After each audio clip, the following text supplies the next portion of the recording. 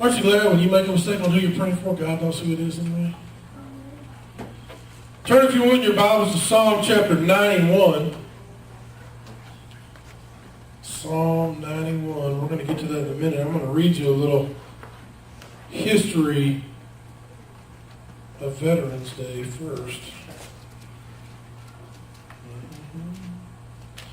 Here's a trivia question for you. Who knows what Veterans Day started out being called before it was Veterans Day? What was it? Anybody know? Before it was Veterans Day, what was it? You want to say something? Go ahead, spit it out. I can't remember it. That's the only thing. I do that one point. Was it Memorial Day? No, we still have that. Crazy name. Yeah. It's a crazy name, that's right. Armistice. Yeah. Armistice Day Yes. is what it was originally called. I'm going to read for you some documentation I pulled off the internet. But I just found it very interesting. World War I was known at the time as the Great War. Some refer to it as the war to end all wars. As we have all been around long enough to know, that was not true. It officially ended with the Treaty of Versailles, which was signed in June 28, 1919. Now, I realize none of you were there when that happened. That's why I brought this lovely history page with me today. However, fighting actually ceased 7 months earlier when an armistice, or temporary cessation of hostilities, between the Allied nations and Germany went into effect on the 11th hour of the 11th day of the 11th month. For that reason, November 11th, 1918 is generally regarded as the end of the war to end all wars. Now, how many knew that the treaty was signed on the 11th hour of the 11th day of the 11th month? Anybody know that? I should have asked that trivia question too. In November of 1919, President Wilson proclaimed November 11th as the first commemoration of Armistice Day with the following words: "To us in America, the reflections of Armistice Day will be filled with solemn pride in the heroism of those who died in the country's service, and with gratitude for the victory, both because of the thing from which it has freed us and because of the opportunity it has given America to show her sympathy with peace and justice in the Council of Nations." The original concept of the celebration was for a day observed with parades and public meetings and a brief suspension of business beginning at 11 a.m. Now it's turned into a whole day off. The United States Congress officially recognized the end of World War I when it passed the current resolution on June 4th, 1926 with these words, and it's a bunch of whereases and wherefores and wheretos about making that a national holiday on November 11th.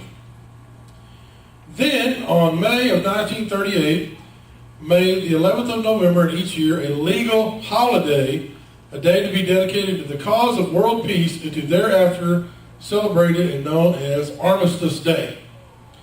Later that same year, on October the 8th, President Dwight D. Eisenhower issued the first Veterans Day proclamation, which stated, "In order to ensure proper and widespread observance of this anniversary, all veterans organizations, and the entire citizenry will wish to join hands in the common purpose. Toward this end, I'm designating the Administrator of Veteran Affairs as Chairman of the Veterans Day National Committee." On that same day, President Eisenhower sent a letter to the Honorable Harvey V. Higley, designating him as the Chairman of the Veterans Day National Committee. Then for a while, Congress decided that they wanted everybody to have 3-day weekends.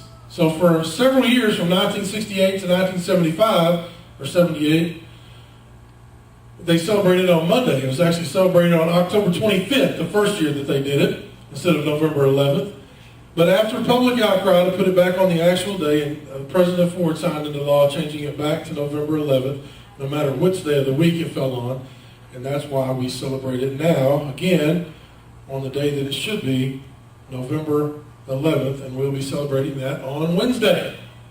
And most of us will be getting the day off. Kids will be out of school. Most of us will be off of work. And it will be a great day to be had by all.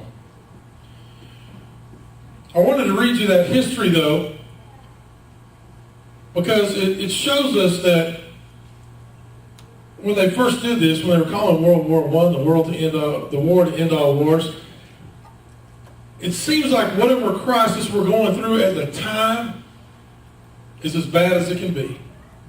How many of you have had opportunity in your life to go through a crisis situation that you thought, and you may have learned not to ever ask this question, can it get any worse? Never ask that question. But you've been through times and trials and difficulties and struggles where you thought, okay, once I'm out of this, this never happens again because this is as bad as I ever want it to be. And then sure enough, at some point, something worse comes along. And then the way you went through the first time doesn't seem that bad. Or you run into somebody that has, some more tragic situation and you think, okay, well, I went through not too bad.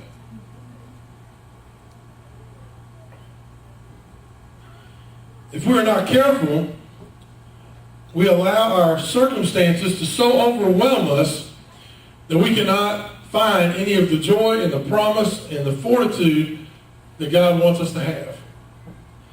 My uncle was in World War II, and before he died, we used to go to his house all the time when we were little kids, and he told us the story. He said that when he first got in the Army, he was trained to be a tail gunner on B-52s. And when they flew him over to, and I forget now exactly where his theater that he fought in was, he said when he got there, they said, well, we really got all the tail gunners we need. What we need is mechanics, so now you're a mechanic. And he thought, what? Shit!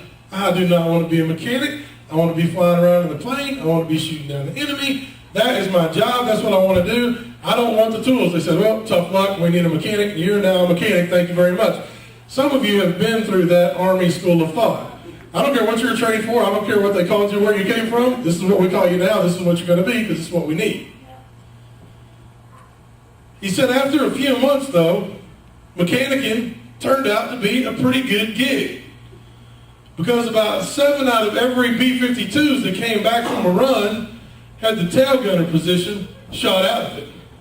Because if you know anything about B-52s, they're not incredibly maneuverable pieces of machinery.